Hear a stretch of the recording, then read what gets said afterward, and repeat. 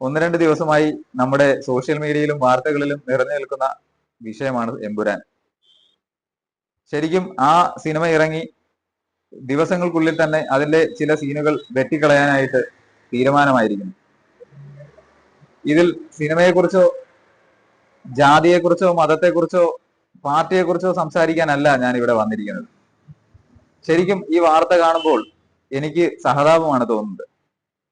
എന്തെന്ന് വെച്ചാൽ നമ്മുടെ നാട്ടിൽ വർദ്ധിച്ചു വരുന്ന ലഹരിയുടെ ഉപയോഗം, സ്കൂൾ കുട്ടികൾ മുതൽ മുതിർന്നവരിൽ വരെ വലുതായി വരുന്ന ലഹരിയുടെ ഉപയോഗം, ആരും ഇതിനെതിരെ സംസാരിക്കാൻ അല്ലെങ്കിൽ ഉറച്ച തീരുമാനമെടുക്കാൻ തയ്യാറാകുന്നില്ല.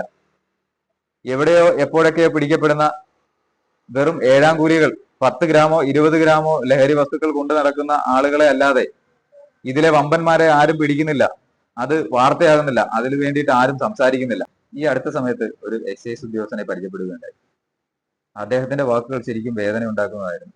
അദ്ദേഹം പറയുന്നത്, സ്കൂൾ തലം മുതൽ കോളേജ് ക്യാമ്പസുകൾ വരെ വലുതായി വരുന്ന ലഹരിയുടെ ഉപയോഗത്തെക്കുറിച്ചാണ്. ലഹരിക്ക് അടിമയായിക്കൊണ്ടിരിക്കുകയാണ് നമ്മുടെ സമൂഹം.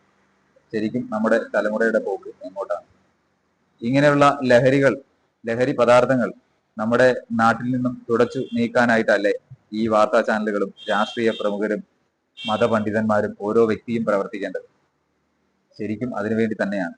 എന്റെ വ്യക്തിപരമായ അഭിപ്രായമാണ്. നിങ്ങൾ അതിനോട് യോജിക്കുന്നുണ്ടോ എന്ന് എനിക്കറിയില്ല.